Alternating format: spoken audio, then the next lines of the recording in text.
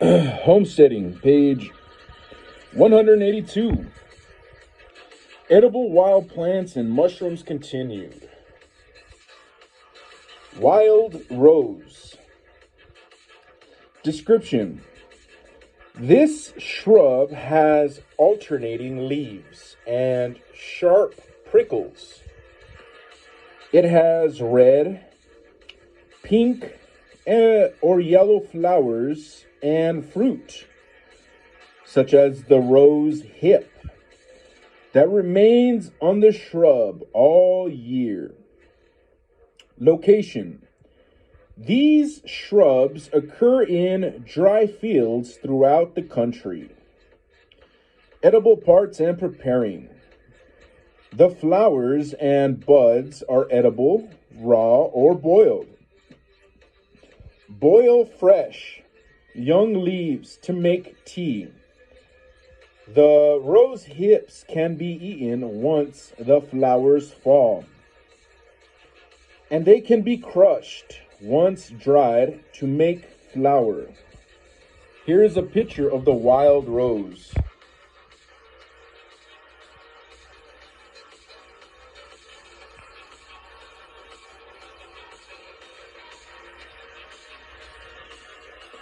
Homesteading tip: violets can be candied and used to decorate cakes, cookies, or pastries. Pick the flowers with a tiny bit of stem. Wash and allow to dry thoroughly on a paper towel or a rack. Heat a half a cup of water, 1 cup sugar, and 1/4 teaspoon almond extract in a saucepan. Use tweezers to carefully dip each flower in the hot liquid. Set on wax paper and dust with sugar until every flower is thoroughly coated. If desired, snip off remaining stems with small scissors. Allow flowers to dry for a few hours in a warm, dry place.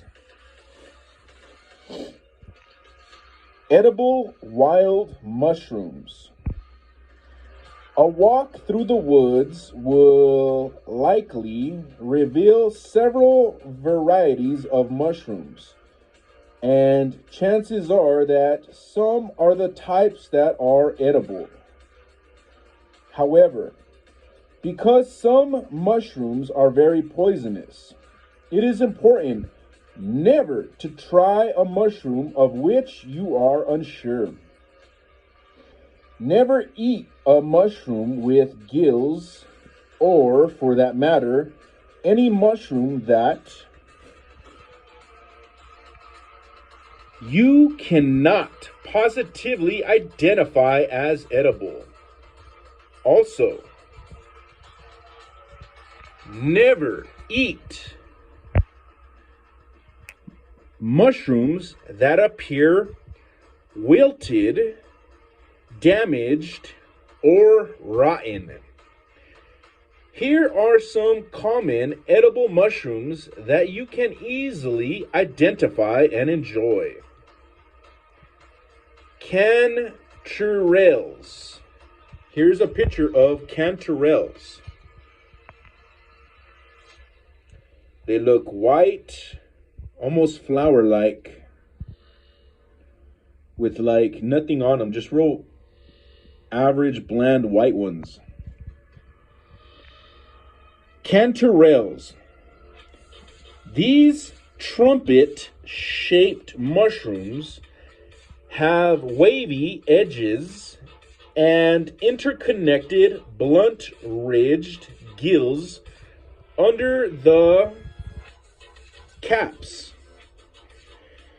They are varied shades of yellow and have a fruity fragrance.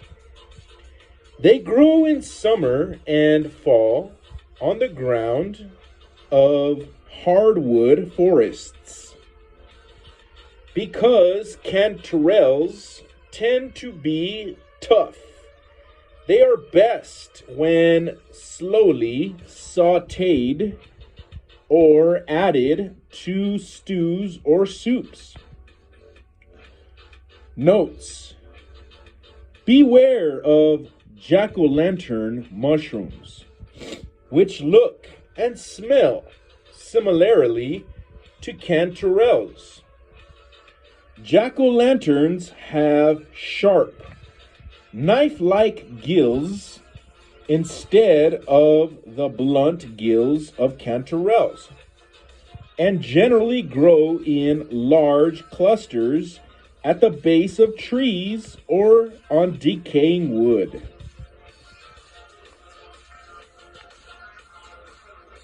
Coral fungi. These fungi are aptly named for their bunches of upward-facing branching stems, which look strikingly like coral. They are whitish, tan, yellowish, or sometimes pinkish or purple. They may reach 8 inches in height. They grow in the summer and fall in shady, wooded areas. Notes: avoid coral fungi that are bitter, have soft, gelatinous bases, or turn brown when you poke or squeeze them. These may have a laxative effect, though are not life-threatening. Here is a picture of coral fungi.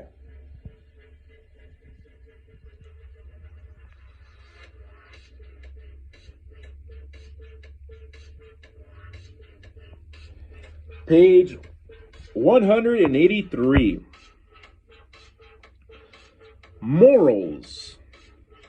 Morels are sometimes called sponge, pinecone, or honeycomb mushrooms because of the pattern of pits and ridges that appear on the caps.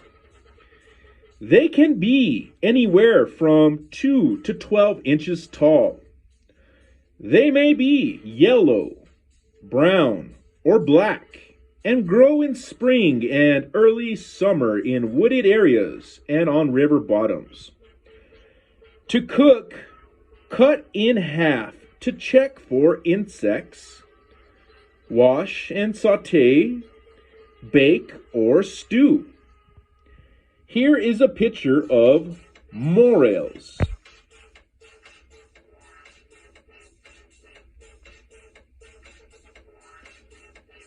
They have a white little bottom stem.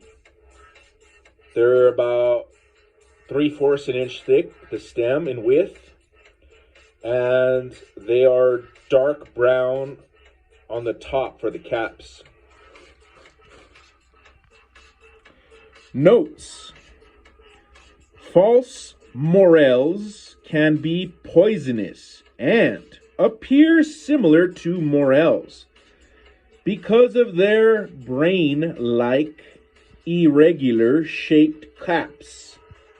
However, they can be distinguished from true morels because false morel caps bulge inward instead of outward. The caps have lobes, folds, flaps, or wrinkles, but not pits and ridges like a true morel.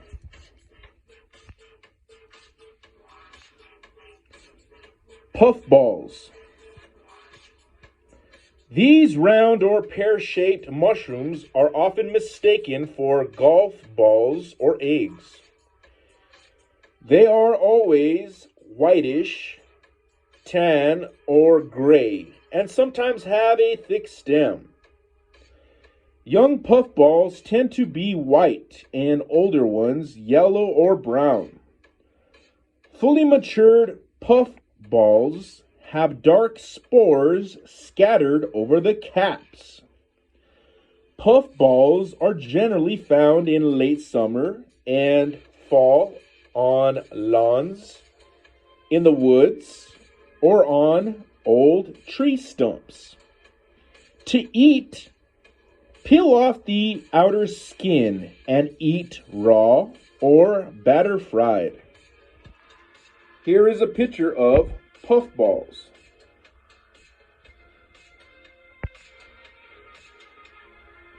They're white, they're fat, and they have brown dots on them.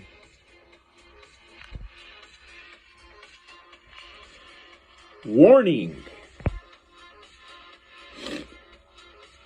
Amanita mushrooms are very poisonous.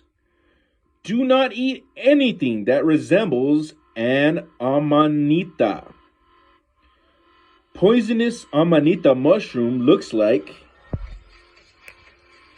it has a white, medium thin stem, a red cap with white spots.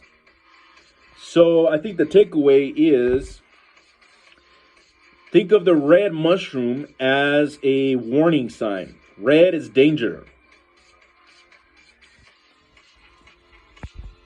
Notes.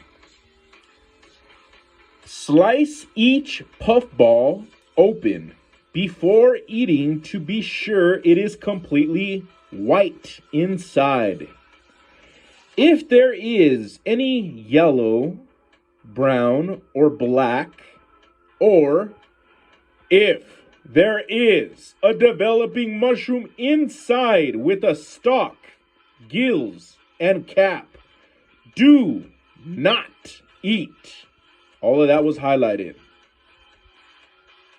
Amanitas, which are very poisonous, can appear similar to puffballs when they are young.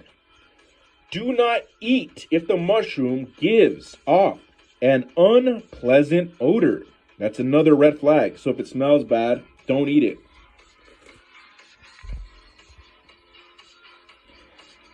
Shaggy mane mushrooms.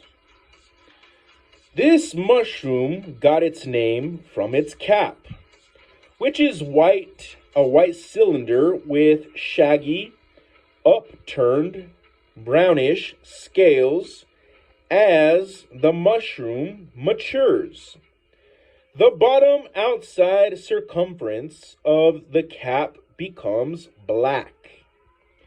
Shaggy manes are generally 4 to 6 inches tall and grow in all the warm seasons in fields and on lawns.